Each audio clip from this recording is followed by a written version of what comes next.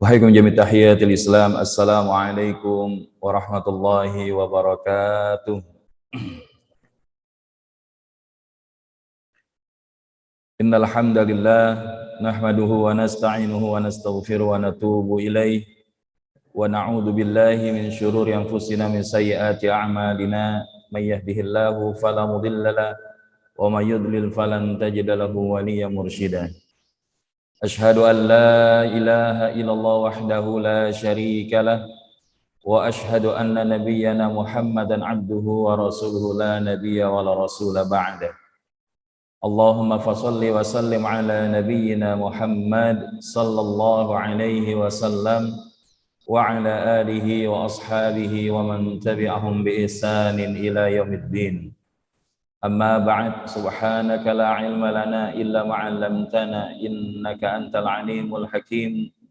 Allahumma iftah lana qulubana wa alhimna rushdana wahdina ila siratikal mustaqim. Fadilatul qaramun, Bapak Ibu jamaah salat subuh Masjid Al-Aqsa Permata Bintaro, insyaallah diberkahi dan dirahmati Allah Subhanahu wa taala.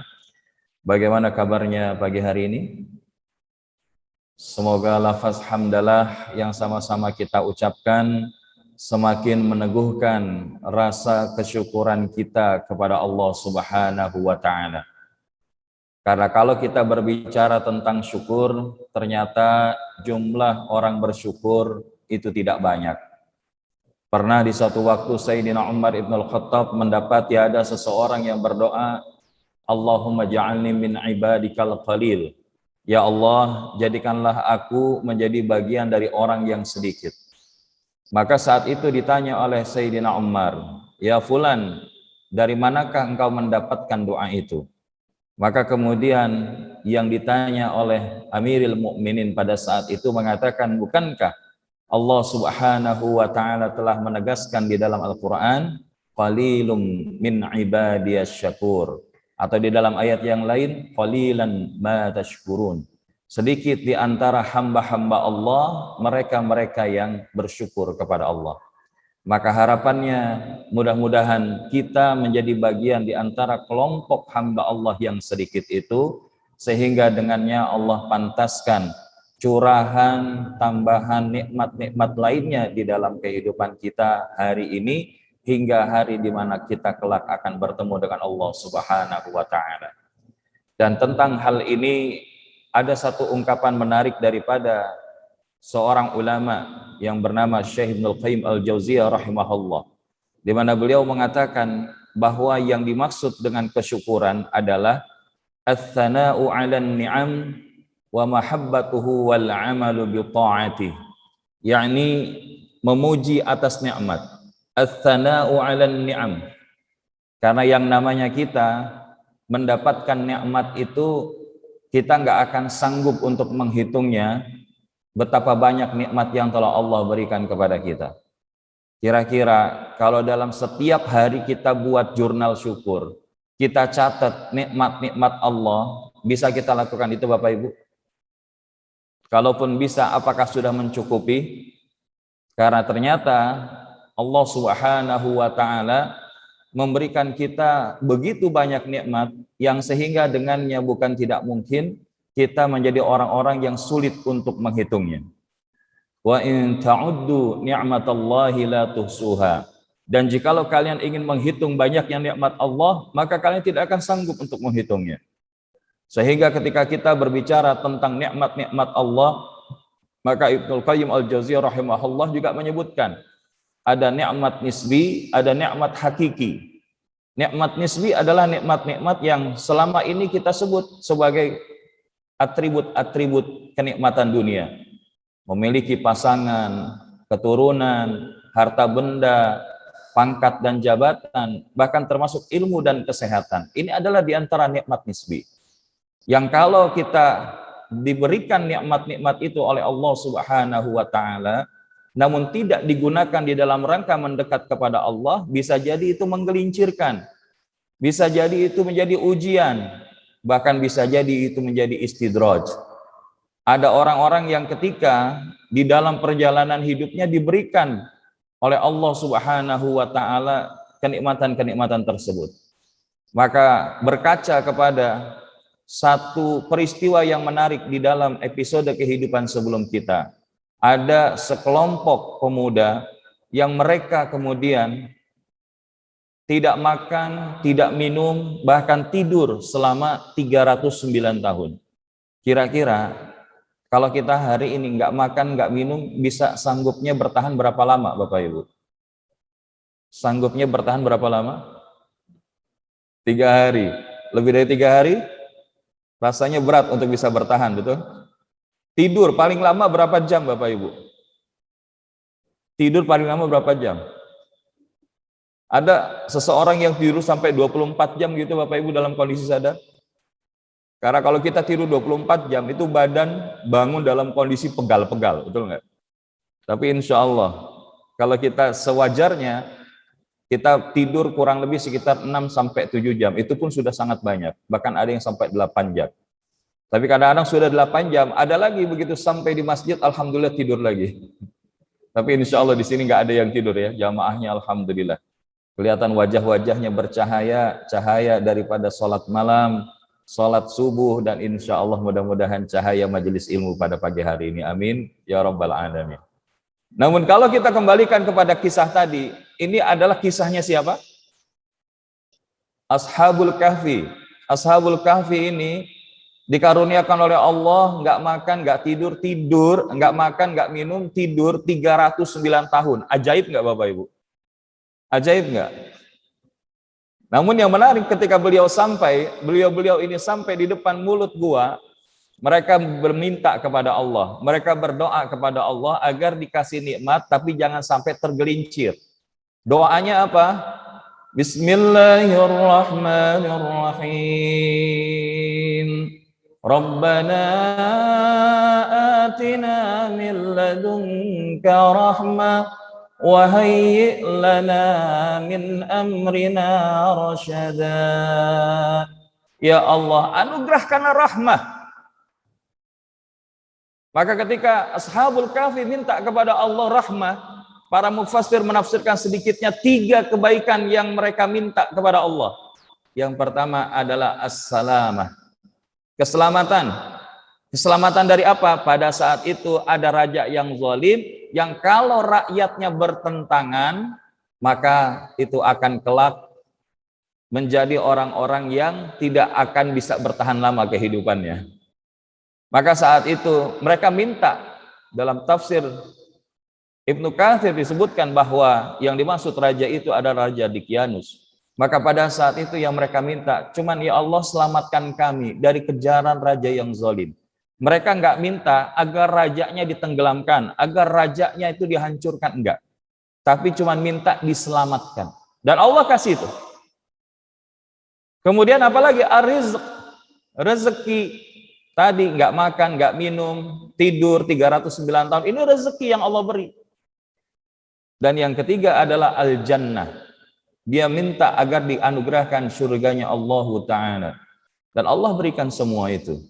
Namun di sisi yang lain mereka memahami dikasih nikmat, tapi kalau nggak dikasih petunjuk bisa tergelincir.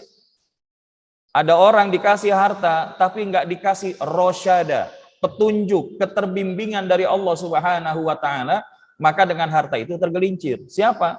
Qarun. Qarun itu awalnya miskin, tapi begitu kemudian dia jadi orang kaya, kemudian diminta mengeluarkan sebagian hartanya di jalan Allah. Apa jawaban Qarun yang diabadikan dalam Al-Quran? Qarun mengatakan, innama utituhu ala ilmi indi. Sesungguhnya apa yang ada di sekelilingku ini karena kehebatan ilmuku. Maka kalau hari ini ada orang bilang, Pak hebat ya Bapak bisa naik mobil supercar seperti ini. Ya dong wajar, saya kan kerja bertahun-tahun. Wah Bapak atau Ibu punya rumah megah kayak begini. Iya dong, saya kan pandai berhemat. Intinya apapun yang dibanggakan karena kehebatan diri, maka sebetulnya seakan menisbikan kehebatan Allah. Karena apa? Karena Allah menyebutkan, wa ma taufiqi illa billah. Dan tidaklah taufik itu kecuali datang dari Allah. Kemudahan itu datang dari Allah. Keberhasilan itu datang dari Allah. Begitupun kekuasaan. Kalau kekuasaan ternyata sudah membutakan mata hati, maka dia akan melihat dirinya itu paling tinggi di antara yang lain, bahkan lebih tinggi daripada Tuhan itu sendiri. Sebagaimana siapa? Fir'aun mengatakan, ana rabbukumul a'la. Aku Tuhan kalian yang paling tinggi. Nggak pernah sakit puluhan tahun, sehat terus. Ya, makanya dikatakan Fir'aun itu nggak kenal yang namanya tolak angin, panadol, kombantrin, bodreksin. Karena apa? Karena dikasih sehat sama Allah. Tapi ketika sehatnya itu ternyata menggelincirkan. Kekuasaannya itu menggelincirkan.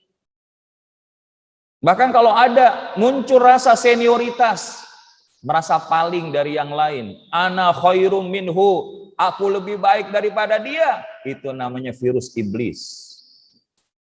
Iblis itu nggak melakukan banyak kesalahan Bapak Ibu.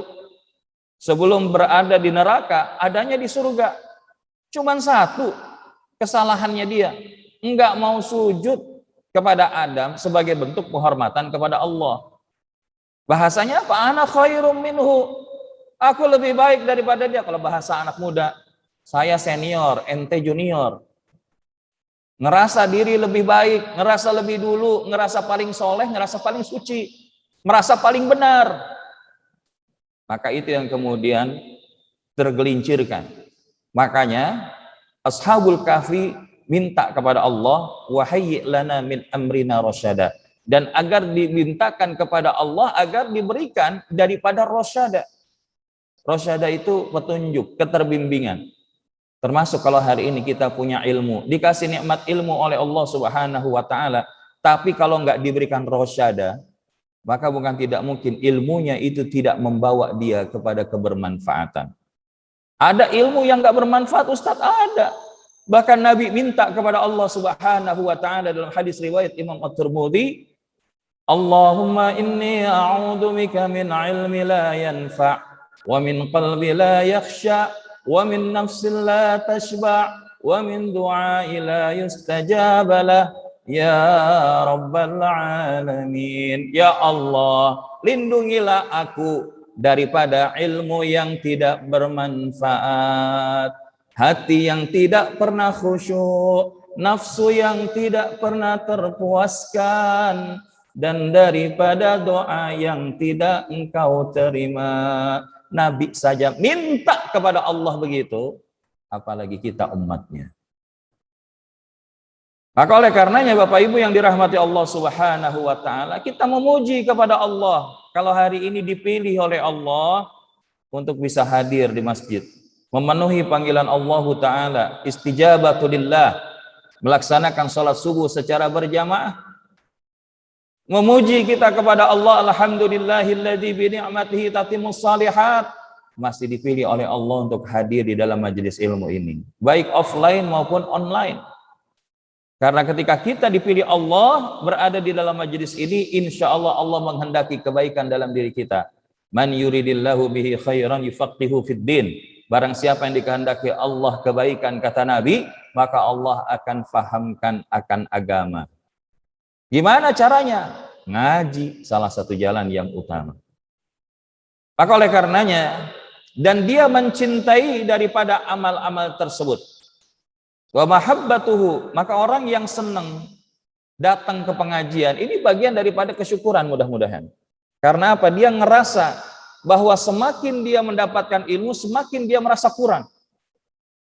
Jangankan kita, Imam Asy-Syafi'i, ketika beliau murajaah daripada kitab Imam Malik rahimahullah, maka beliau dikatakan oleh sahabat-sahabat yang lain, antum ini kan udah berapa kali khatam kitab ini, kenapa antum masih ikut datang? Maka jawaban Imam Syafi'i apa? Aku mendapati materinya sama, disampaikan guruku yang sama, tapi setiap aku datang, aku mendapatkan hikmah yang berbeda.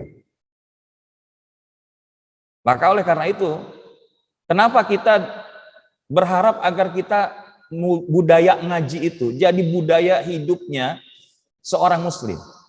Kalau bahasa anak muda, sekali lagi walaupun kita banyak di sini wajah-wajah anak muda, yaitu ngaji is my lifestyle. Ngaji itu gaya hidup kita. Ada di mana kesempatan kita bisa ngaji, datang. Karena itu adalah di antara apa? Taman-taman surganya Allah Ta'ala yang ada di atas muka bumi. Maka kata Nabi saat mengatakan demikian, ditanya sahabat, emang ada taman surganya Allah di atas muka bumi? Ada, kata Nabi. Yaitu apa? Majelis ilmu. Maka mudah-mudahan insya Allah ketika kita mencintai hadir di majelis ini, kita menghadirkan hati, pikiran, rasa, fisik kita semata hanya kepada Allah. Semoga Allah hujamkan pemahaman di dalam hati kita dan kemudian wala amalu bi ta'atihi, dan memanfaatkan nikmat itu di dalam rangka ketaatan kepada Allah.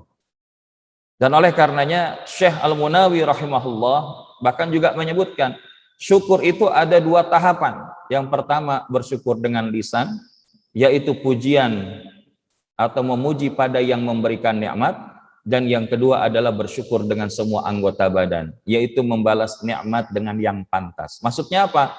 Menggunakan segala karunia nikmat yang Allah berikan kepada kita untuk kita gunakan semakin mendekat kepada Allah. Diberikan kesempatan sehat, gunakan untuk taat. Diberikan kesempatan waktu, gunakan di dalam rangka beribadah.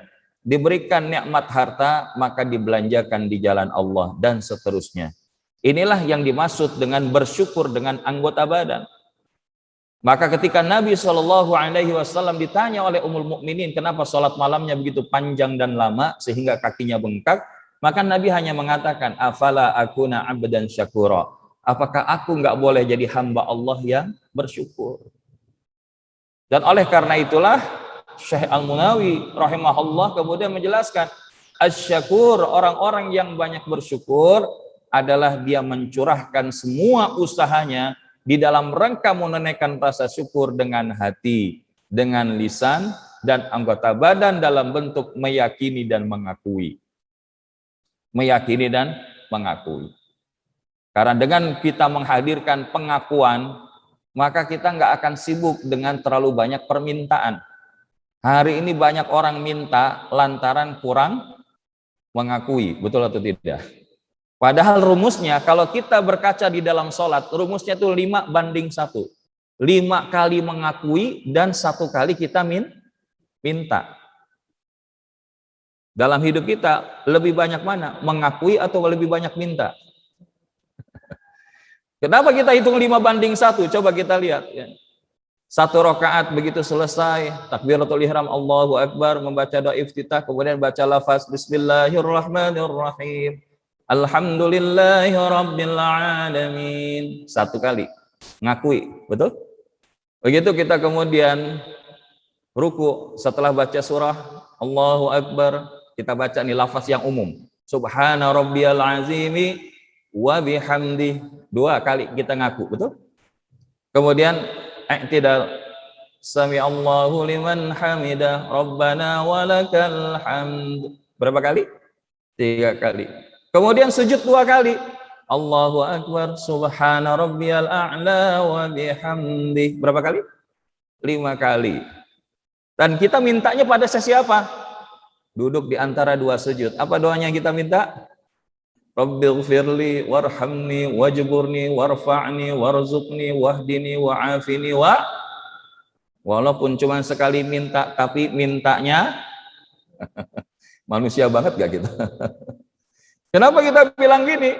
Karena ternyata ketika kita banyak mengakui, bukan gak mungkin urusan permintaan itu kecil bagi Allah. Hari ini lebih banyak kita minta daripada mengakui. Minta ini, minta itu, begitu udah dapat dikasih sama Allah, lupa sama Allah. Tapi kalau kita mengakui, ya Allah, tidak ada nikmat apapun yang Engkau berikan kepada hamba, kecuali itu semua adalah anugerah pemberianmu ya Rabbi. Wa anta arhamur rahimin, karena Engkaulah Rabb yang maha penyayang di antara yang paling penyayang. Wa anta khairur raziqin, karena Engkaulah Rabb yang pemberi rezeki terbaik di antara yang bisa menjadi jalan rezeki. Dan kalau kita sudah sibuk mengakui Allah, maka kita akan jadi orang yang total bergantung hidupnya itu hanya kepada Allah. Sehingga sebagaimana kisah Nabi Ibrahim, begitu dia ada di depan apinya Namrud, saat itu malaikat udah berjejer kalau bahasa kita. Wahai Ibrahim, apa yang akan kau minta kepada kami? Tapi apa? Nabi Ibrahim nggak minta kepada malaikat. Yang Nabi Ibrahim minta kepada siapa? Allah Subhanahu wa taala. Apa yang beliau sebutkan? Hasbunallah wa ni'mal wakil. Cukuplah Allah sebagai pelindungku. Cukuplah Allah sebagai pelindungku. Ni'mal maula wa ni'man nasir. Dan cukuplah Allah yang akan memberikan pertolongan kepadaku, memberikan kebaikan kepadaku, pertolongan. Maka saat itu Allah Ta'ala berikan apa? Keajaiban kepada Ibrahim. Begitu masuk ke dalam api Namrud yang menyala-nyala, qul ya naru kuni bardan wa salaman ala Ibrahim. Katakanlah wahai api, dingin dan sejuklah engkau dan berikanlah kesejahteraan kepada Ibrahim. Ini luar biasa nggak Bapak Ibu? Dan ternyata inilah yang menjadi rumusan pengantar materi kita pada pagi hari ini. Kalau hidup terlalu banyak minta daripada mengakui, bukan tidak mungkin inilah sebab hidup kita terlalu banyak kesedihan-kesedihan. Terlalu banyak kebingungan-kebingungan, terlalu banyak kegelisahan-kegelisahan, terlalu banyak kekhawatiran-kekhawatiran. Karena apa? Karena di dalam hidup kita terkadang lebih mengkhawatirkan apa yang sudah dijamin oleh Allah, namun kita mengabaikan yang belum dijamin oleh Allah. Dan ini kesalahan kebanyakan kita. Apa yang sudah Allah jamin buat kita Bapak Ibu? Apa yang sudah dijamin? Di antaranya rezeki, betul atau tidak? Wa ma min dabbatin fil ardi illa 'ala Allahi rizquha. Dan tidaklah setiap yang melata di atas muka bumi kecuali Allah sudah pasti jamin rezekinya. Hatta ulat nih, hatta ulat, sampai dengan ulat bahkan dalam keadaan yang seperti ini Allah masih jamin rezekinya. Apalagi manusia yang Allah kasih anugerah penciptaan fisik terbaik, anugerah penciptaan keadaan yang terbaik. Laqad khalaqanal insana fi ahsani taqwim. Allah jadikan kita dalam keadaan terbaik. Gak mungkin Allah gak ngasih rezeki bagi kita. Karena dalam hidup kita itu dua yang ngejar. Yang pertama adalah al-maut, yang kedua ar-rizq. Seseorang gak akan meninggal kalau bab rezekinya itu belum sempurna. Namun ketika rezeki sudah Allah sempurnakan, al-maut itu menjadi kemestian. Dan bicara tentang al-maut inilah yang belum dijamin. Gimana episode akhir hidup kita? Dalam satu hadis Nabi disebutkan ada orang yang hidupnya mengerjakan pekerjaan ahlil jannah, tapi selangkah lagi dia akan meninggal, ternyata tergelincir mengerjakan pekerjaan ahli nar dan dia mati dalam keadaan sebagai penduduk ahli neraka. Siapa itu? Kisahnya Bal'am. Nanti silahkan dicari. Bagaimana ketika hidupnya itu dianugerahkan oleh Allah kesolehan, ketaatan luar biasa. Tapi ternyata di ujung iblis menggoda Bal'am. Bahkan Bal'am ini dikabarkan punya anak-anak murid itu yang menjadi wali-wali Allah. Tapi ternyata di akhir hayatnya tergoda iblis nyerupain orang yang ibadahnya lebih hebat daripada Bal'am. Sampai Bal'am bilang, wah ini orang ibadahnya lebih hebat dari saya. Pengen belajar. Tapi begitu belajar ternyata digelincirkan. Dan hari ini banyak orang kalau salah belajar bisa jadi tergelincir. Maka penting memahami ilmu itu dengan baik dan benar. Tidak sembarangan mengambil guru. Ada kelihatannya baik, tapi ternyata di balik kebaikannya itu ada hal-hal yang kemudian membawa kepada ketergelinciran. Dan itu Bal'am terjadi. Bahkan sampai akhirnya di ujung kehidupannya saat dia sudah berada dalam titik nadir, maka saat itu iblis bilang, kelihatannya apa yang bisa saya bantu? Saya haus. Baik, saya akan berikan minum ini asalkan engkau tidak menyebut lafaz Allah, tapi sebut namaku. Gimana saya melakukan itu? Maka kata iblis sekali lagi, engkau cukup mengedipkan mata saja. Dan begitu Bal'am mengedipkan mata, saat itulah malaikat maut mencabut nyawanya. Maka kita berlindung kepada Allah. Pun ada orang yang sudah melakukan apa? Membunuh 100 orang. Pekerjaan ahli nar sepanjang hidupnya. Tapi ketika dia ingin taubat dan akhirnya bertemu dengan seorang alim yang menyampaikan bisa Allah ampuni selama engkau menyesal, an-nadam, kemudian engkau meninggalkan tarkul ma'asi, meninggalkan maksiat itu, dan yang ketiga al-hijrah, engkau hijrah tempatnya dari satu kampung yang di situ banyak melakukan yang tidak baik kepada yang baik. Maka begitu beliau akan hijrah sudah melakukan yang dua tadi, maka bukan tidak mungkin pada saat itulah Allah cabut nyawanya melalui malaikat Israel. Dan saat itu malaikat Malik dan Ridwan bahasanya berselisih paham. Kata malaikat Malik, ini penduduk neraka. Kata malaikat Ridwan, dia udah taubat, penduduk surga. Akhirnya diberikan ilham oleh Allah Subhanahu wa taala apa? Didekatkan mana yang lebih dekat. Dihitung di dekat mana yang lebih dekat, tempat yang akan dia hijrah untuk dia tuju atau tempatnya dia sebelumnya. Ternyata biiznillah lebih dekat sejengkal menuju tempat yang ia tuju dan akhirnya menjadi min ahlil jannah. Makanya kita jangan pernah berputus asa. Hari ini ada di antara kita nggak yang sampai pernah membunuh 100 orang. Makanya Allah selalu bilang untuk memberikan harapan kepada hambanya. Qul ya ibadiyalladzina asrafu ala anfusihim la taqnatu min rahmatillah innallaha yaghfirudz dzunuba jami'a. Katakanlah wahai hamba-hambaku yang banyak melampaui batas atas diri mereka sendiri. Quran surat Az-Zumar ayat 53. Jangan kalian yang banyak melampaui batas atas diri mereka sendiri.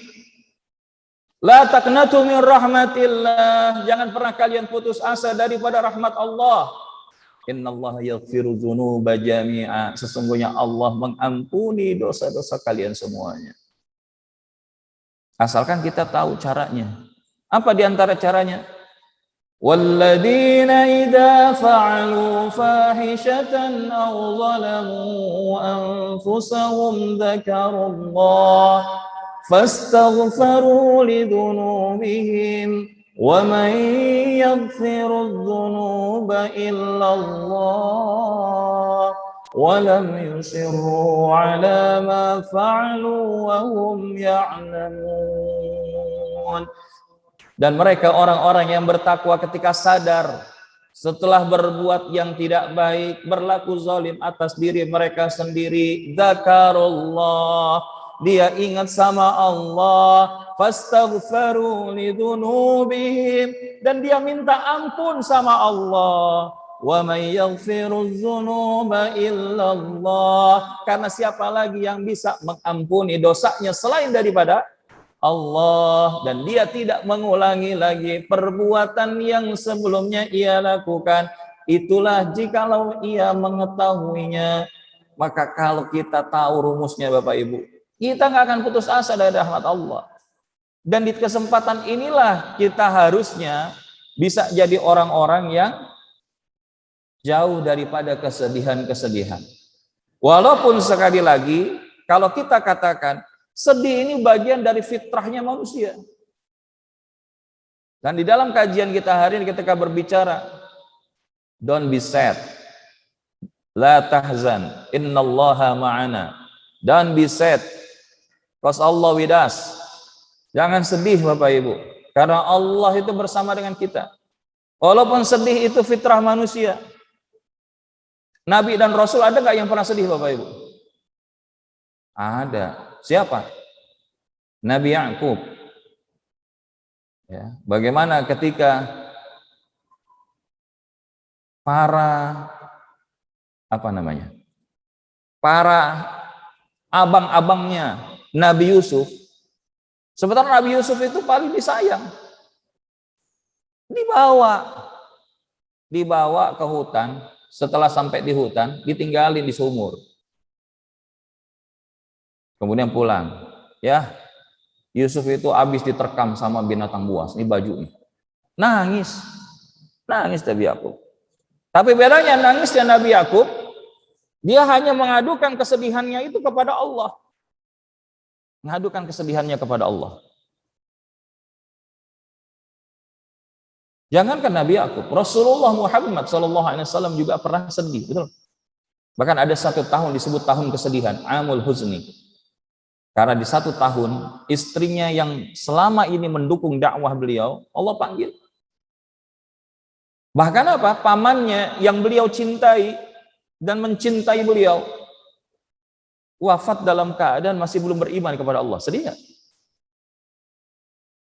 Dan kalau kita lihat ini sedih, tapi sedihnya bukan kemudian kita bahasanya tadi berlebihan, teriak, meraung-raung, mencakar wajah, merobek-robek baju, memukul-mukul badan. Nggak ada yang seperti itu dalam Islam. Sedih, keluar air mata, wajar. Karena apa? Karena kalau kita lihat, kalaupun hari ini ada yang sedihnya sampai berlebihan, karena apa? Karena dia tidak memahami konsep sedih yang bagaimana seharusnya dilakukan di dalam Islam. Makanya sekali lagi, sedih ini diantara penyakit di dalam jiwa kita yang kalau tidak segera kita obati, itu bisa berpengaruh lebih jauh dalam hidup kita. Tahu dari mana sedih itu penyakit dalam jiwa kita? Doa Nabi lagi. Doanya apa? Allahumma inni a'udzu bika minal hammi wal hazan wa a'udzu bika minal ajzi wal kasal wa a'udzu bika minal jubni wal bukhl wa a'udzu bika min ghalabatid daini wa qahrir rijal. Ya Allah, lindungilah aku daripada alhammu, kegalauan akan masa depan, kekhawatiran akan sesuatu yang belum terjadi, wal hazan, kesedihan atas masa lalu yang sudah terjadi. Dan kalau kita lihat al hazan ini kesedihan karena terjadi sesuatu yang sudah berlalu. Maka oleh karenanya, Bapak Ibu jamaah yang dirahmati Allah Subhanahu wa taala, sedih kalau dibiarin berdasarkan doa itu, kita ambil nih. Allahumma inni a'udzubika minal hammi wal hazan wa a'udzubika minal ajzi wal kasal. Atau alhammu, kekhawatiran masa depan itu akan berpengaruh kepada al-ajzi. Al-ajzi itu kelemahan, ketidakmampuan. Wal jubn akan berpengaruh kepada sifat pengecut. Ujungnya apa? Ghalabatid dain. Akhirnya nggak mau berusaha. Maunya apa? Sibuk berhutang. Sebaliknya kalau dia al-huzn, maka dia akan jadi malas, al-kasal. Malas, al-kasal, jadi al-bukhl, bakhil. Ujungnya diintimidasi oleh orang-orang lain. Wa qahri rijal. Maka jangan sampai sedih ini kita pelihara dalam tempat yang salah. Tapi sedih itu pernah terjadi dalam hidup kita, itu alamiah. Karena apa? Karena kalau dalam bahasa kehidupan seorang hamba Allah, dia tidak merasakan sedih selama Allah bersamanya. Sebagaimana Rasulullah Muhammad SAW bersama dengan Sayyidina Abu Bakar di dalam Jabal Sur. Saat itu Sayyidina Abu Bakar udah sedih. Ya Rasulullah, itu kalau mereka nunduk aja, kita bakal ketahuan. Mereka ngejar dalam jumlah yang gak sedikit ya Rasulullah. Tapi bagaimana denganmu ya Rasulullah? Tapi apa jawaban Nabi? Apa jawaban Nabi? Mengutip daripada Quran surah At-Taubah ayat 40 ini, apa yang dijawab oleh Nabi? La tahzan, innallaha ma'ana. Don't be sad. Jangan sedih. Sesungguhnya Allah bersama kita. Ini seakan mengatakan begini, selama ada Allah, gak ada yang perlu kita sedihin. Jadi kalau bahasa sederhananya. Karena apa? Orang sedih karena dia jauh dari Allah. Orang sedih lantaran banyak dosa sama Allah. Maksiat dikerjain. Dan orang sedih kenapa? Karena turutin nafsunya. Kalau dia kembalikan kepada Allah, dia akan memahami konsep bahwa orang-orang beriman itu sudah Allah perintahkan untuk apa? وَلَا تَهِنُوا وَلَا تَحْزَنُوا وَأَنْتُمُ الْأَعْلَوْنَ إِن كُنْتُمْ مُؤْمِنِينَ. Janganlah kalian bersikap lemah dan janganlah pula kalian bersedih hati. وَأَنْتُمُ الْأَعْلَوْنَ إِن كُنْتُمْ مُؤْمِنِينَ. Padahal kalian adalah orang-orang yang paling tinggi derajatnya jikalau kalian orang-orang yang beriman kepada Allah. Selama ada iman, don't worry, be happy. Aduh Ustadz, ini kita sudah 2 tahun. Pandemi ini gimana? Don't worry, be happy. La tahzan, innallaha ma'ana. Aduh Ustadz, bisnis saya begini begitu, nggak sesuai harapan. La tahzan, innallaha ma'ana.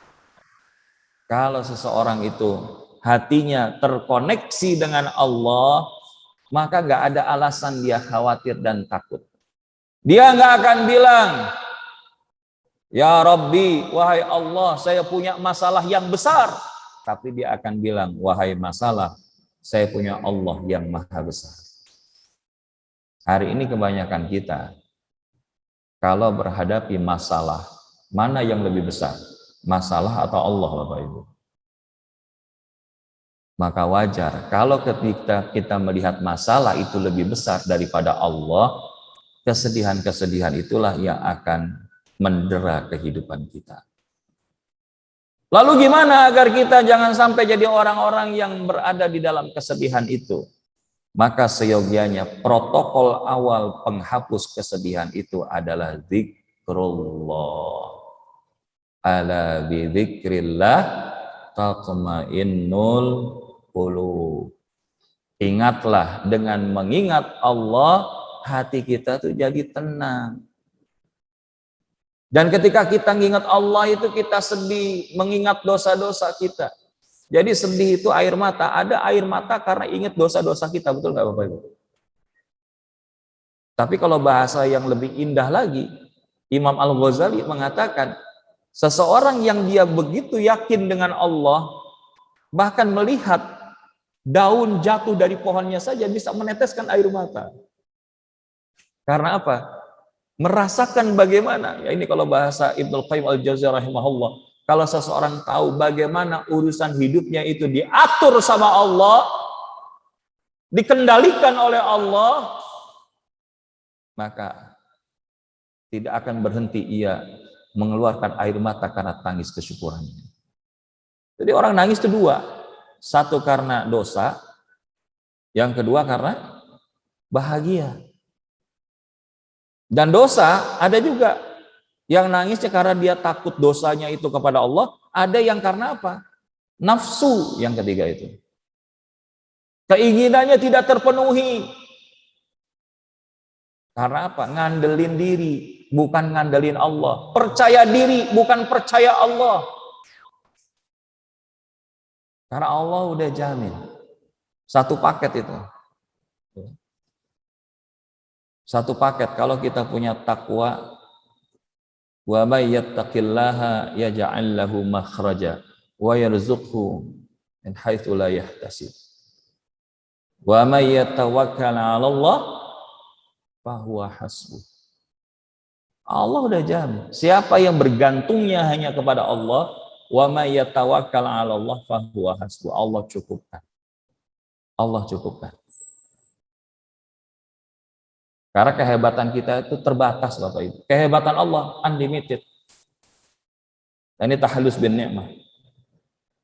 Al-Fakir pernah mengalami satu kondisi, dalam kondisi yang betul-betul ya bisa dikatakan total bergantung kepada Allah. Kejadiannya Allah kasih keturunan 7, anak-anak itu semua lahirnya normal, alhamdulillah. Begitu mau anak yang ke-8, bahasanya ini ya tadi, kalau yang 7 sudah normal, yang 8 ini pasti lebih mudah. Qadarullah masyafa'al. Apa yang terjadi? Begitu mendekati HPL, istri diperiksa, HB-nya rendah. Maka harus ditransfusi darah untuk biar naik HB-nya. Sudah mendekati masanya, ternyata masih belum bukaan. Tambah lagi induksi. Induksi diminum dan induksi sampai disuntik. Ternyata sampai harinya, sudah 5 hari, sudah mulai goyah. Terus kita bilang, kita panggil, kita ngadu aja deh sama Allah. Jangan-jangan ada salahnya kita. Salahnya kita ngerasa kepedean. Nyiapin dananya udah siap, kalau normal di sini sekian-sekian. Terus kita bilang, ya Allah terserah Engkau. Kalau memang ternyata jalannya harus dioperasi, disesar, kalau memang itu yang terbaik darimu, ya Allah, hamba terima, hamba manut, hamba itu. Jumatan, jadi masuk dari hari Senin, Jumat, akhirnya sholat Jumat, istri diperiksa. Ternyata pengapuran, sudah berkurang air ketubannya, sudah harus dilakukan tindakan. Sudah bismillah. Habis maghrib operasi, sesar selesai, isya kita melakukan adab kepada bayi, selesai. Perjalanan 5 hari itu selesai. Istri sehat, anak sehat. Tapi yang kemudian agak kurang sehat apa? Biayanya, ya. Biayanya itu bisa sampai 2 hingga 3 kali lipat. Balik lagi karena Allah yang udah menginginkan gitu, ya Allah terserah Engkau gimana caranya ya Allah. Dan begitu kita serahin sama Allah, ada beberapa jamaah bilang, Ustaz, di rumah sakitnya di mana? Dengarnya begini. Di sini.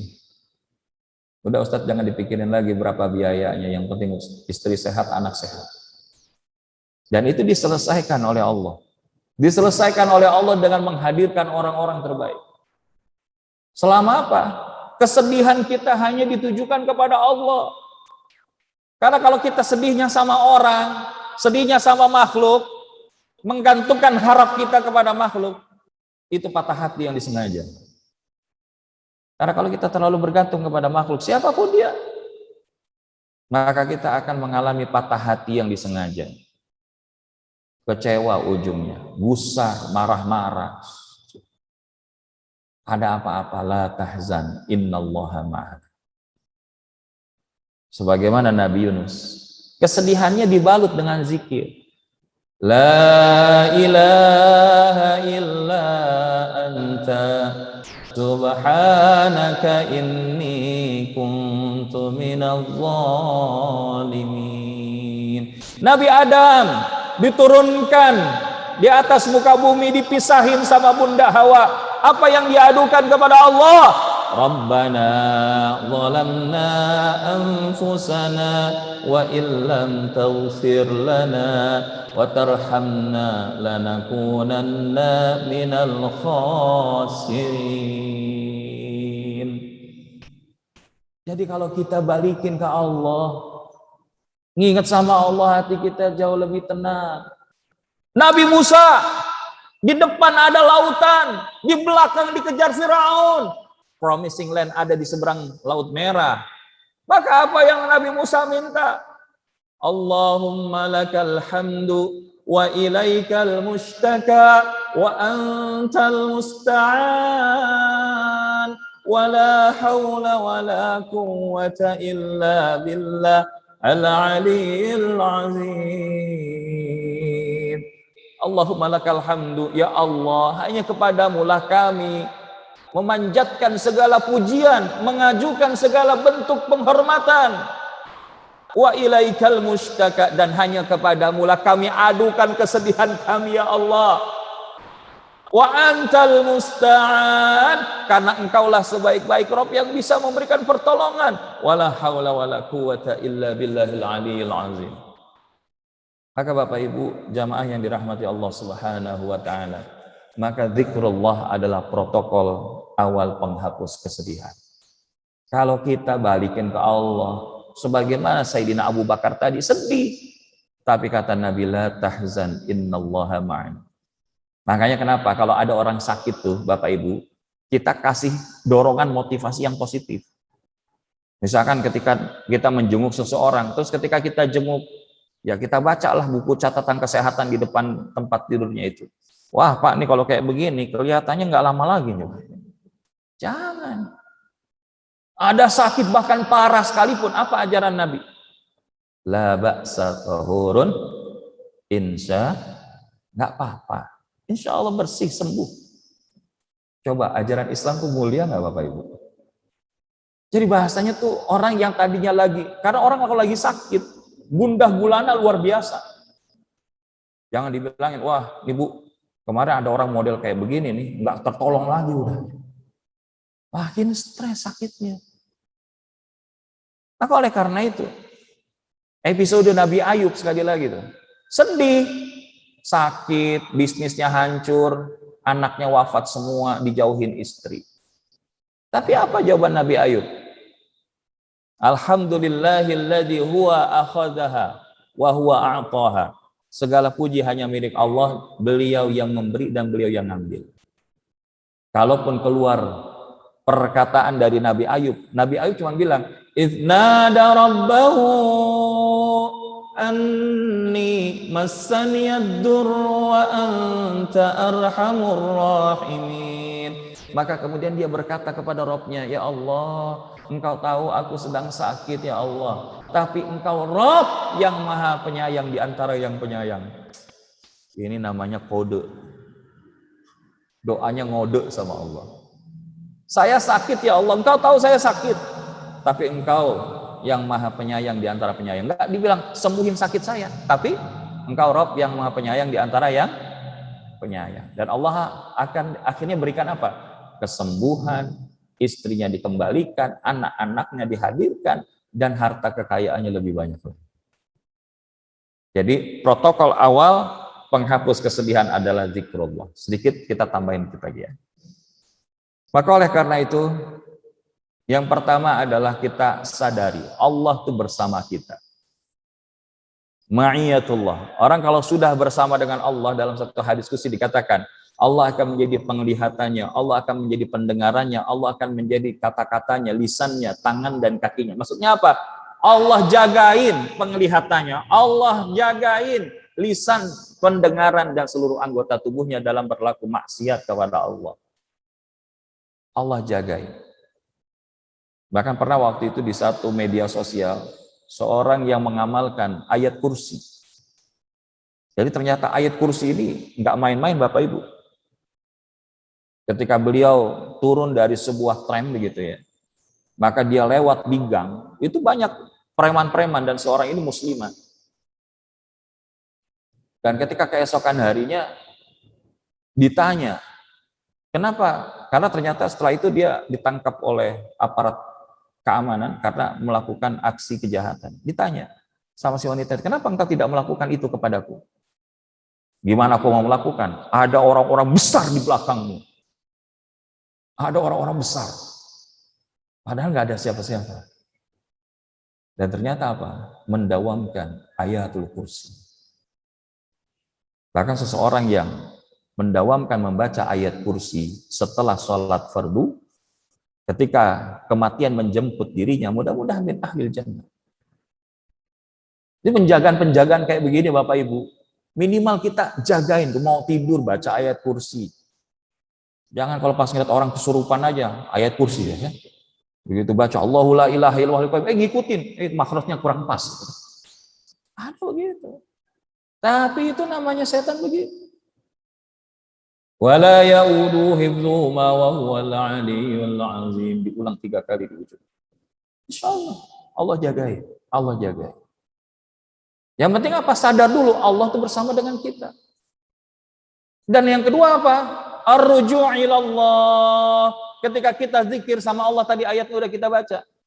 Wa may yaghfirudz dzunuba illallah. Siapa yang bisa ngampunin dosa kita selain daripada Allah? Cuman sekarang gini, ibaratnya Bapak Ibu, saya atau Bapak Ibu pernah melakukan kesalahan kepada orang lain, terus ketika ketemu orang lain itu bilang gini, Pak, Bu, saya kemarin melakukan kesalahan. Jadi saya mau ngomong maaf, maaf, maaf, maaf, maaf, maaf, maaf, maaf, maaf, maaf, maaf, maaf, maaf. Kira-kira dimaafin nggak kalau Bapak Ibu kayak gitu? Kita sama Allah gitu nggak? Kita tahu nih banyak salah sama Allah. Terus begitu kita bilang astagfirullahaladzim, astagfirullahaladzim, astagfirullahaladzim, astagfirullahaladzim, astagfirullahaladzim, astagfirullahaladzim.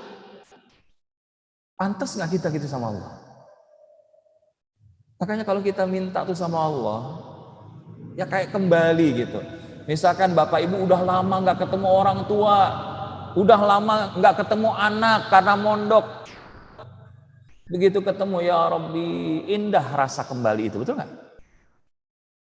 Maka begitu juga kalau kita kembali kepada Allah, astaghfirullahaladzim li wa liwalidayya min jami'il ma'asi wadh-dhunub. Astaghfirullahaladzim min kulli dhanbin 'azim. Astaghfirullahaladzim Rabbal baraya. Astaghfirullahaladzim wa atubu ilaih birahmatika ya arhamur rahimin. Pas saat kita baca istighfar, hadirkan tuh dosa mata kita, dosa telinga kita, dosa lisan kita, dosa hati kita, dosa anggota tubuh kita. Kita lagi ngadu sama Allah. Jangan ngerasa tinggi di hadapan Allah. Itu yang dilakukan oleh Nabi Yunus, Nabi Adam. Ar-ruju' ilallah. Ar-ruju' ilallah. Kembali kepada Allah. Sehingga kalau kita diajarkan oleh Allah Ta'ala, kalau kita kemudian mendapatkan satu musibah, ciri orang bersabar itu diantaranya apa? Mengucapkan kalimat istirja. Wa basyiris sabirin alladzina idza asabatuhum musibah qalu inna lillahi wa inna ilaihi raji'un. Dia akan mengatakan sesungguhnya kami semua milik Allah dan bakal kembali kepada Allah. Kalau dia sudah sadar dengan hal itu, insya Allah. Dan makanya Nabi ngajarin orang berduka itu 3 hari. Berduka itu 3 hari.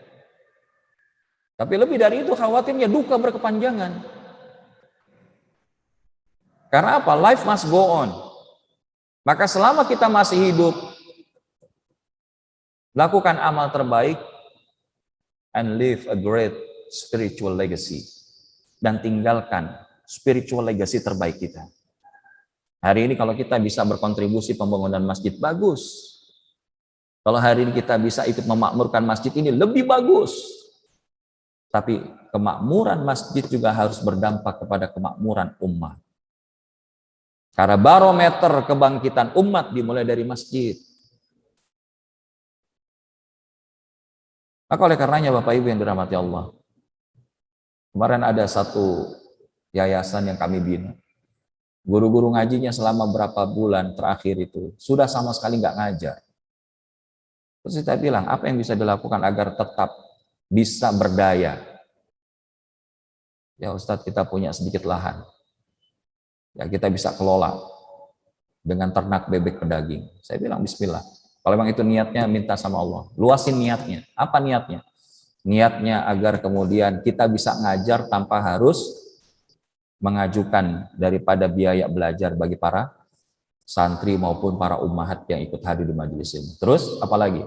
Ya agar setiap Jumat kita bisa support nasi Jumat berkah. Terus apa lagi? Semoga Allah pantaskan dijaga muruah agar nggak minta-minta. Bismillah. Alhamdulillah, ini sudah jalan kurang lebih hampir 2 bulan, dari 160 ekor, sekarang sudah hampir 500. Cuman begitu sudah, Ustadz nih kira-kira bisa nggak dikembangkan jadi bebek olahan, diungkep, di frozen, kenapa enggak? Bismillah. Dan nanti dari mana pasarnya? Jangan takut, minta sama Allah. Dan kalau kita yakin sama Allah, Allah mudahkan. Kita sampaikan satu majelis, Ustadz saya support, saya pengen support wakaf freezernya, saya pengen jadi resellernya, saya pengen beli. Bismillah. Ini yang kita maksud, umat tuh harus bareng-bareng, nggak bisa sendirian. Sekarang apa yang ada di masjid ini? Potensi apa yang ada di tengah jamaah masjid ini? Kembangkan, support. Yang penting apa? Luasin niatnya kembali kepada Allah. Dan kalaupun ternyata misalkan, oh rezekinya belum dapat, rezeki level 8 itu kalau banyak syukur. Rezeki level 9, istighfar. Faqultu astaghfiru rabbakum innahu kana ghaffara. Jadi ketika Nuh alaihi salam berkata kepada kaumnya, mintalah ampun kepada Allah. Niscaya Allah akan mengampuni kalian. Yursilis samaa 'alaikum midrara. Maka niscaya Allah akan turunkan hujan yang lebat.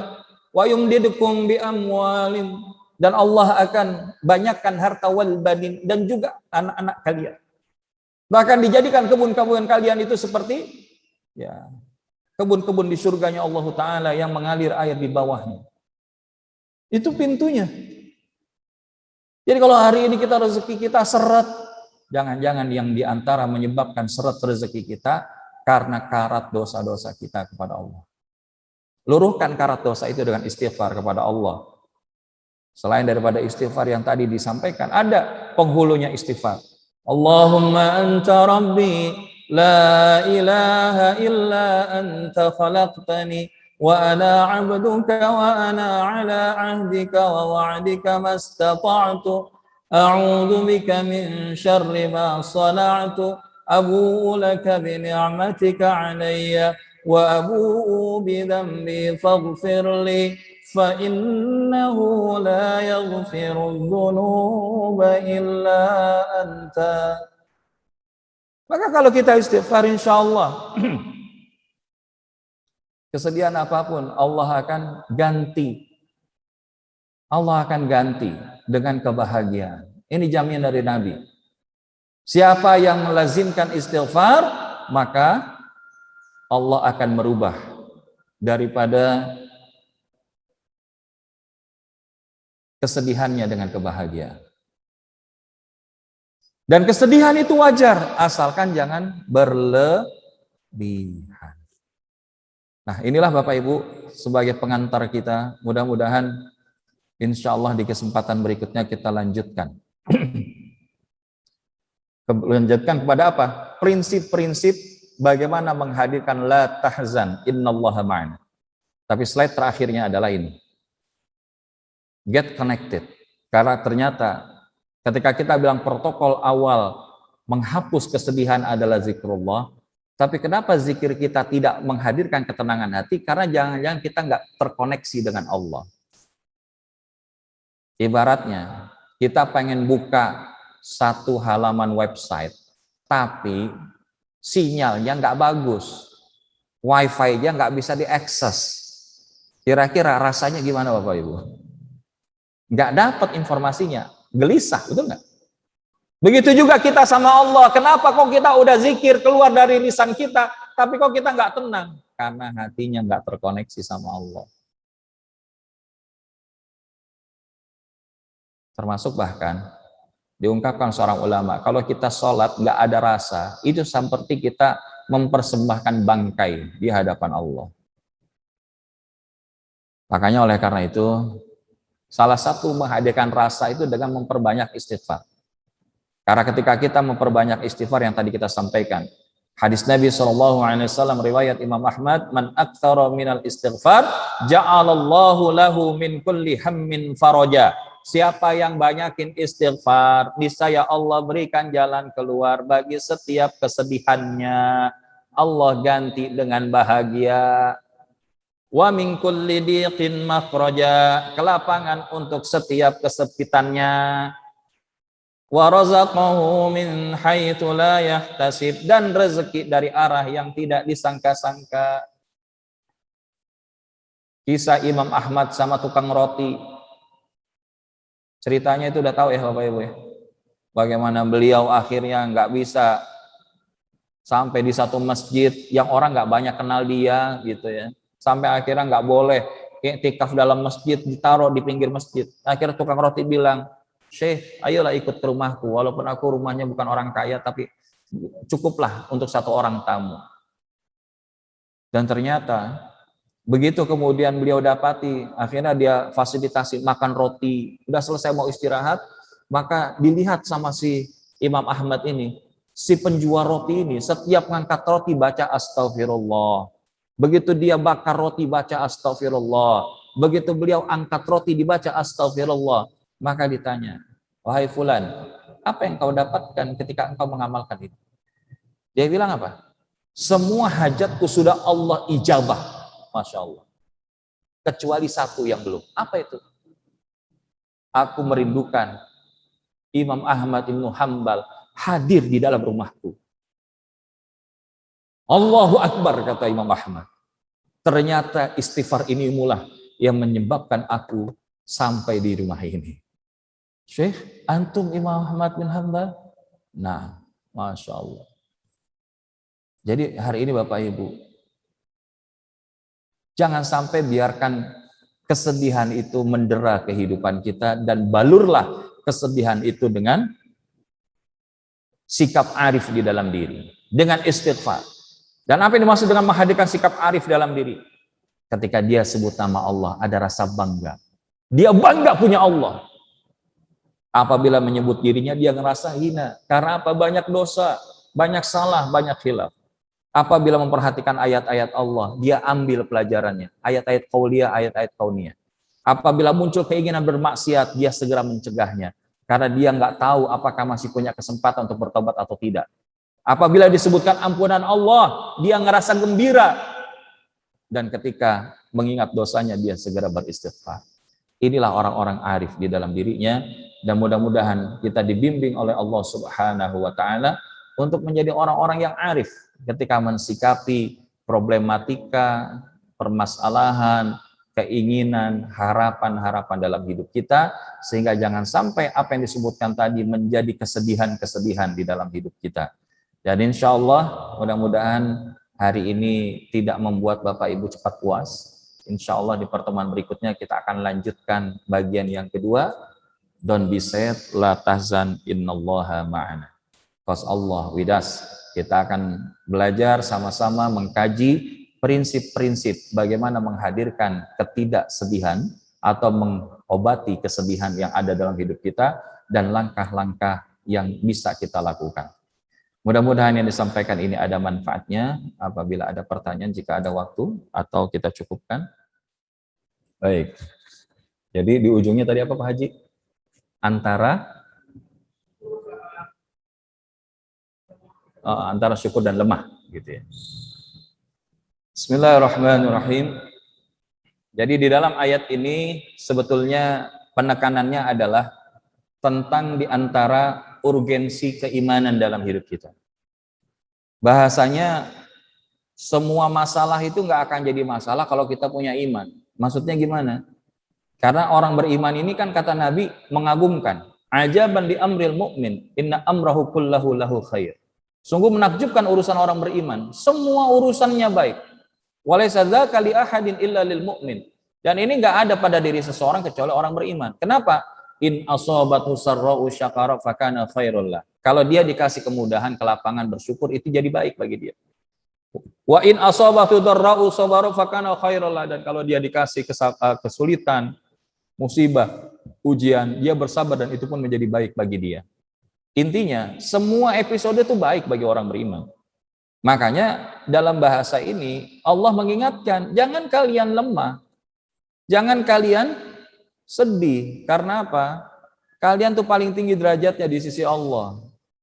Kalau hari ini kita nggak jadi pemenang dalam hidup ini, Umat ini belum jadi yang terdepan lagi. Padahal sunnatullahnya, umat ini liyuzhirahu ala dini kulli. Diizharkan, dimenangkan, ditampakkan keberhasilan dan kejayaannya itu ya di atas agama yang lainnya. Bahasanya seperti itu. Ini yang siapa yang bilang? Allah. Makanya kalau kita yakin dan paham dengan Islam ini, kita masalahnya selama ini jangan-jangan ngaku Islam tapi nggak paham tentang Islam. Kita nggak mencukupkan diri kita dengan Islam. Ketika kita lihat ayat terakhir yang turun kepada Nabi, apa bunyinya Bapak Ibu? Al-yauma akmaltu lakum dinakum wa atmamtu alaikum ni'mati wa raditu lakumul islama dina. Ini kan kuncinya 3. Hari ini Allah sudah sempurnakan. Kan kalau bahasanya sempurna, berarti ada nggak yang lebih baik lagi daripada sempurna? Dan hari ini, ada nggak kalau kita hidup tuh sempurna Bapak Ibu? Suami sempurna, istri sempurna, atasan sempurna, bawahan sempurna, ada nggak? Anak sempurna, orang tua sempurna, ada? Tapi ada nggak yang sempurna di atas muka bumi ini? Ada. Ya ini apa? Islam sempurna. Karena Islam itu bukan buatan manusia. Islam itu sudah Allah sempurnakan. Sempurnakan dari apa? Dari nabi-nabi sebelumnya, syariatnya disempurnakan dengan hadirnya Rasulullah Muhammad SAW. Makanya Nabi marah kepada Sayyidina Umar yang ketika di sisi Nabi lagi baca kitab Taurat, maka kata Nabi, kalau Musa ada pada saat ini dia akan ikut apa yang aku bawa. Tapi kita tuh kadang-kadang suka nyari yang lain. Suka nyari yang lain. Muncul isme ini, isme itu, kapitalisme. Muncul macam-macam liberalisme, sekularisme, pluralisme, dan isme-isme lain. Padahal Islam sudah sempurna. Bahkan apa? Wa atmamtu alaikum ni'mati, dan aku sudah sempurnakan. Sudah aku cukupkan. Aku cukupkan. Aku cukupkan nikmatku kepada kalian. Dan kalau kita sudah merasa cukup dengan Islam, wa may yabtaghi ghairal islam dinan fala yuqbalu minha. Siapa yang nyari selain dari Islam akan tertolak. Kita ini ngaku Islam, tapi aktivitas dagang kita nggak Islam.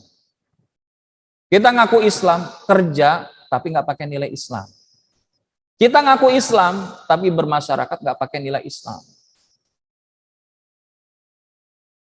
Sehingga apa? Wajar, akhirnya yang salah bukan Islamnya, tapi siapa? Dan ini yang dikatakan oleh Muhammad Iqbal. Al-Islamu mahjubun minal muslimin. Islam itu terhijab oleh orang Islam itu sendiri. Dan oleh karena itu yang perlu kita paham, wa raditu lakumul Islam madina, dan Allah ridho Islam itu agama kita. Jadi kalau kita sudah paham Allah ridho, maka lakukan nilai-nilai Islam itu sekemampuan kita. Mastata'tum. Allah nggak bilang masyitum, tapi mastata'tum, semampu kalian. Jadi kita jalani Islam itu bukan mau-maunya kita, tapi kemampuannya kita apa? Sebagai pemimpin bagaimana? Sebagai seorang business owner gimana? Sebagai seorang employee kayak apa? Sebagai anggota masyarakat seperti apa? Dan seterusnya. Hidupkan Islam di atas bumimu, hidupkan Islam di atas hatimu, maka Islam akan hidup di atas bumimu. Maka ini kunci pertama. Kalau kita sudah dudukin ini dengan benar, maka insya Allah bab kesedihan-kesedihan itu, kelemahan-kelemahan itu, kalaupun hadir, akan cepat terkikis. Dan ketika tadi dikaitkan dengan kesyukuran, kita perlu tahu dulu gimana kita bisa berubah. Karena ternyata peristiwa apapun itu, skornya zero. Skornya netral. Sampai respon kita terhadap peristiwa itulah yang akan menyebabkan dia positif atau negatif. Kira-kira bisa dipahami? Misalkan gini, bisnis nggak jalan. Terus responnya gimana? Kalau kita bilang, ya wajarlah kayak begini, kita emang nggak bisa ngapa-ngapain. Nggak bisa ngapa-ngapain. Kira-kira yang terjadi apa? Nggak jadi apa-apa, betul? Tapi kalau kita bilang, insya Allah, sejauh yang kita lakukan, kita niatkan karena Allah, maka kita lakukan yang terbaik untuk merayu Allah, dan Allah berikan hasil yang Allah ridhoi. Karena versi kita, keberhasilan itu bukan pandangan mata kita, tapi ridhonya Allah. Maka kalau itu yang kita lakukan, insya Allah, kesyukuran itu akan lebih banyak hadir daripada lemah. Dan yang terakhir, kenapa orang lemah, orang sedih? 3 sebabnya. Ada berapa? 3 sebabnya. Satu apa? Jadi kalau dalam banyak tafsir mengenai ayat-ayat kesedihan ini, ayat tentang kesedihan ini, satu adalah karena dia jauh dari Allah. Orang lemah, orang sedih, itu karena dia jauh dari Allah. Coba lihat, orang kalau dekat sama Allah tuh, kayak nggak ada takut-takutnya. Dia hidup yakin, optimisme, punya harapan. Karena apa? Dia yakin Allah bersamanya. Itu. Yang kedua, dosa maksiat. Orang lemah, sedih itu karena apa? Banyak maksiat. Makanya disebutkan, jarak pandang Allah dengan kita adalah sebanyak dosa kita. Dosa kita makin dikit, makin sering Allah mandang kita. Makin banyak dosa kita, Allah makin memalingkan wajahnya dari kita. Dan yang ketiga adalah tidak sungguh-sungguh berbuat kebaikan. Melakukan sebuah kebaikan itu sisa, setengah-setengah. Yang dia menguntungkan saya lakukan, buat saya. Tapi kalau enggak, buat apa? Itu. Akhirnya, dia bergantung kepada amalnya. Syekh Ibnu Athaillah mengatakan, ciri orang bergantung kepada amal adalah ketika berkurang harapnya, ketika hasilnya berbeda dengan apa yang ia harapkan. Tapi kalau dia sudah serahin sama Allah, mau menang ke, mau kalah ke, mau berhasil gak atau tidak berhasil, yang penting kita dilihat Allah dan bisa memberikan yang terbaik menurut pandangan Allah. Insya Allah dengan hal itu kita akan lebih banyak mensyukuri daripada bersikap lemah. Termasuk di tengah umat ini, sekecil apapun nikmat, walaupun itu kelihatannya kecil, syukuri, lakukan yang terbaik. Sehingga dengan yang mudah-mudahan Allah pantaskan buat kita untuk bisa terus bersama-sama menguatkan, mengokohkan daripada umat ini sekemampuan kita. Maka termasuk tadi, saya dorong mereka para guru-guru ngaji ini punya aktivitas pemberdayaan ekonomi. Terus nanti pemasaran dari mana Ustadz? Tinggal saya sampaikan ke jamaah. Minimal jamaah Lakso, nanti kan siapa tahu ada yang mesen. Karena apa? Kita hari ini perlu berjamaah. Eranya kolaborasi, bukan eranya kompetisi. Jangan kita bilang, oh produk saya lebih baik, produk saya lebih hebat. Tapi jadikan bagaimana produk kita bisa dinikmati banyak kebermanfaatannya. Insya Allah dari situ Allah akan hadirkan pertolongan-pertolongannya di dalam hidup kita. Wallahu a'lam bishawab. Mudah-mudahan bisa menjadi. Jazakallah khair. Bismillahirrahmanirrahim. Begini pertanyaannya. Kita kalau ada masalah, mana dulu nih yang kita lakuin? Dipikirin apa dizikirin? Kalau ada masalah nih, apa yang kita lakukan pertama kali? Dipikirin apa dizikirin? No. Pertanyaannya dipikirin atau dizikirin? Kebanyakan kita mikirin dulu tuh masalah, betul? Wah, kenapa masalah ini kejadian sama saya?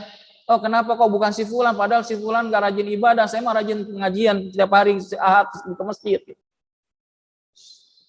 Bapak Ibu, begitu kita pikirin, ternyata pikiran kita nggak menyelesaikan masalah. Maka kami suka menyampaikan di kelas-kelas private pola pertolongan Allah, di antara dudukan tauhid aplikatif dalam hidup kita. Allah hadirin masalah dalam hidup kita, itu bukan untuk kita pikirin. Pikirin masalahnya, ataupun pikirin solusinya. Allah nggak bilang gitu. Tapi Allah hadirin masalah buat kita itu karena cintanya kepada kita. Sehingga kalau tadi dibilang, wah nanti kalau saya nggak terima, nanti dosa dan seterusnya. Karena apa? Titik berangkatnya sudah bukan sebagaimana yang Allah inginkan, tapi sebagaimana apa yang saya inginkan. Dan kalau kita berpikirnya apa yang saya inginkan, belum tentu itu yang terbaik yang Allah inginkan. Karena apa yang baik menurut kita belum tentu baik menurut Allah. Apa yang tidak baik menurut kita belum tentu itu tidak baik menurut Allah, kan gitu. Jadi Allah hadirin masalah itu bukan untuk kita cari solusinya, bukan untuk kita pikirin masalahnya, tapi untuk kita temukan apa pesan cintanya. Sehingga dari situ kalau kita menemukan pesan cintanya, otomatis tuh dia bakal menerima.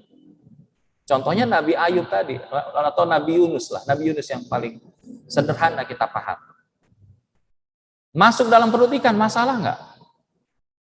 Masalahnya apa? Gelap.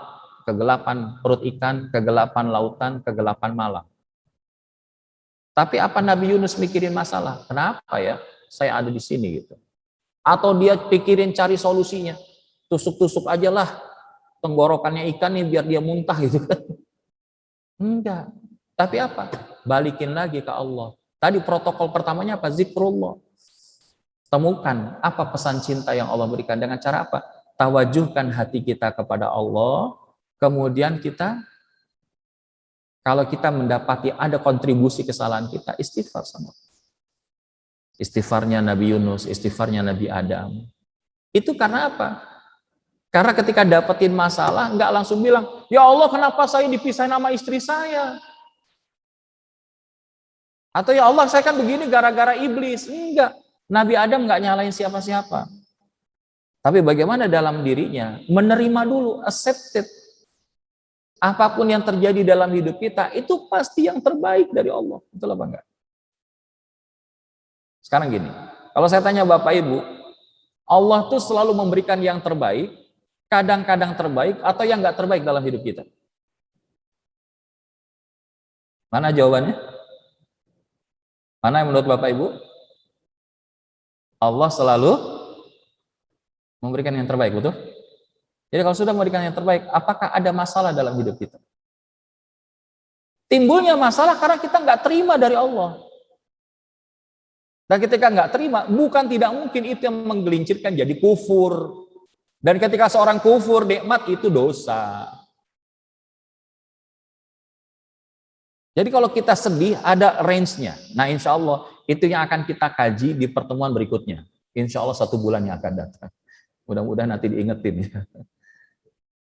Karena apa materinya memang kita pengen nggak buru-buru. Yang penting pemahamannya itu sampai di kita dengan Allah izinkan. Sehingga terima self-acceptance itu akan menjauhkan pain paradoks hidup kita. Apa pain paradoks? Semakin kita nggak terima, semakin kita sakit. Tapi semakin kita terima, semakin lapang.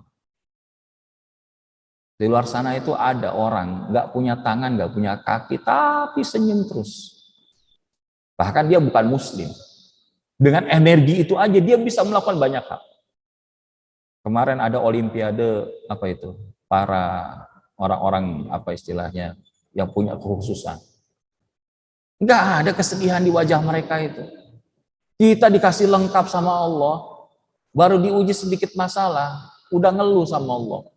Bahasanya gini, why me ya Allah, why me, why me, why me. Kalau Allah jawab why not, kira-kira selesai nggak hidup kita? Maka jangan kita nyalahin Allah. Masalah itu terjadi bukan karena orang lain, tapi karena kesalahan kita yang Allah izinkan kemudian hadir dalam bentuk masalah. Ma asaba min musibatin illa bima kasabat aydikum. Ya, apapun musibah yang hadir dalam diri kalian, itu karena ulah tangan kalian sendiri, bukan karena orang lain. Tapi kalau Ustaz saya sekarang sudah tobat, boleh jadi karena dosa masa lalu. Maka itulah dosa itu meninggalkan athar, meninggalkan pengaruh dalam kehidupan apa? Masa depannya. Ada orang tiba-tiba gelisah karena apa? Dosa masa lalunya. Maka ini nanti akan belajar, insya Allah di pertemuan bulan depan. Ada 3 prinsip bagaimana kita mengatasi kesedihan supaya jangan sampai kesedihan itu menjadikan hidup kita gagal move on untuk jadi hamba Allah yang terbaik. Namun kunci yang paling sederhana tadi adalah terima, maka insya Allah akan jauhkan daripada pain paradox. Semakin kita nggak terima, semakin kita sakit.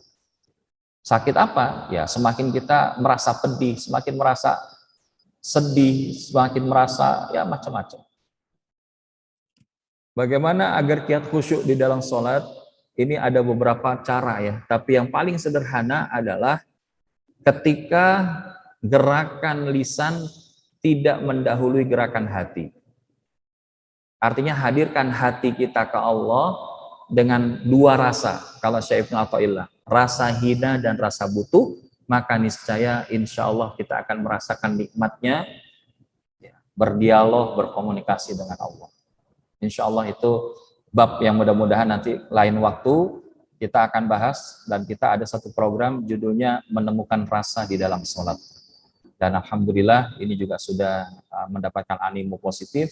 Insya Allah kapan waktu mungkin di masjid yang kita cintai ini kita lakukan seminar menemukan rasa di dalam sholat. Wallahu a'lam.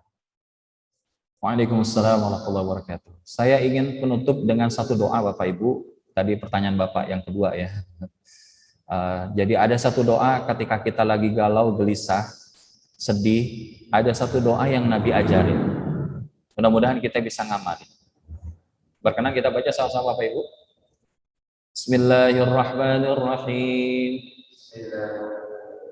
Allahumma inni as'aluka nafsan bika mutmainnah tu'minu biliqa'ik wa tarda biqada'ik wa taqna'u bi'ata'ik ya rabbal alamin. Insyaallah mudah-mudahan di pertemuan akan datang kita bahas. Namun satu di antara doa itu adalah wa tarda biqada'ik, dan ajarkan aku ya Allah, mampukan aku untuk ridho terhadap apapun yang menjadi ketetapanmu. Maka dengan itu insya Allah nafsan bika mutmainnah, jiwa kita itu akan tenang hidupnya insya Allah. Nah, oleh karena itu kita lengkapkan dengan membacakan suratul Fatihah dan doa kita pagi hari ini. Mudah-mudahan Allah ijabah, Allah berikan kebaikan dari apa yang kita lakukan sepanjang waktu pagi ini. Ala hadhihi niyyah wa likulatin salihah sayyidillahum al-Fatihah. A'udzubillahi minasyaitonirrajim. Bismillahirrahmanirrahim. Alhamdulillahi rabbil alamin arrahmanir rahim maliki yaumiddin. Iyyaka na'budu wa iyyaka nasta'in ihdinas siratal mustaqim siratal ladzina an'amta 'alaihim ghairil maghdubi 'alaihim waladdallin. Amin. Astaghfirullahaladzim, astaghfirullahaladzim, astaghfirullahaladzim. Allahumma salli wa sallim ala sayyidina Muhammadin wa ala kulli sahabati rasulillahi ajma'in. A'udzu billahi minasyaitonir rajim. Bismillahirrahmanirrahim. Alhamdulillahi rabbil alamin. Hamdan yuwafi ni'ama yukafi'u mazida. Ya Rabbana wa lakal hamdu kama yanbaghi li jalali wajhikal karim wa li 'azimi sultanik. Allahumma salli wa sallim ala sayyidina Muhammadin tibbil qulubi wa dawaiha wa 'afiyatil abdani wa shifaiha wa nuril absari wa diyaiha wa ala alihi wa ashabihi ajma'in. Allahumma inna nas'aluka ridhaka wal jannah wa na'udzu bika min sakhatika wan nar. Allahumma innaka 'afuwun karim tuhibbul 'afwa fa'fu 'anna ya karim. Allahumma aslih lana dinana alladhi huwa 'ismatu amrina waslih lana dunyana allati fiha ma'ashuna waslih lana akhiratana allati ilayha ma'aduna waj'alil hayata ziyadatan lana fi kulli khair waj'alil mauta rahatan lana min kulli syarr. Allahumma lakal hamdu wa ilaikal mushtaka wa antal musta'an wa la hawla wa la quwwata illa billahil aliyyil azim. Allahumma ighfir lana dhunubana wa liwalidayna warhamhuma kama rabbayana shighara. ولجميع المؤمنين والمؤمنات والمسلمين والمسلمات الأحياء منهم والأموات إنك سميع قريب مجيب دعوات. اللهم ربنا هب لنا من أزواجنا وذرياتنا قرة أعين واجعلنا للمتقين إماما. ربنا ظلمنا أنفسنا وإن لم تغفر لنا وترحمنا لنكونن من الخاسرين. ربنا تقبل منا دعاءنا وصلاتنا وحاجاتنا وتوبتنا توبة نصوحا وتوبتنا توبة نصوحا وتوبتنا توبة نصوحا. واختم لنا يا الله بحسن الخاتمة ولا تختم علينا بسوء الخاتمة برحمتك يا أرحم الراحمين. ربنا آتنا من لدنك رحمة وهيئ لنا من أمرنا رشدا. ربنا آتنا في الدنيا حسنة وفي الآخرة حسنة وقنا عذاب النار. وصلى الله على سيدنا محمد النبي الأمي وعلى آله وصحبه وبارك وسلم. سبحانك اللهم وبحمدك أشهد أن لا إله إلا أنت أستغفرك وأتوب إليك والحمد لله رب العالمين. Demikianlah yang bisa kami sampaikan, mudah-mudahan ada manfaatnya. Hadanallahu wa iyyakum ajma'in wal afwa minkum wa billahi taufiq wal hidayah. Assalamualaikum warahmatullahi wabarakatuh.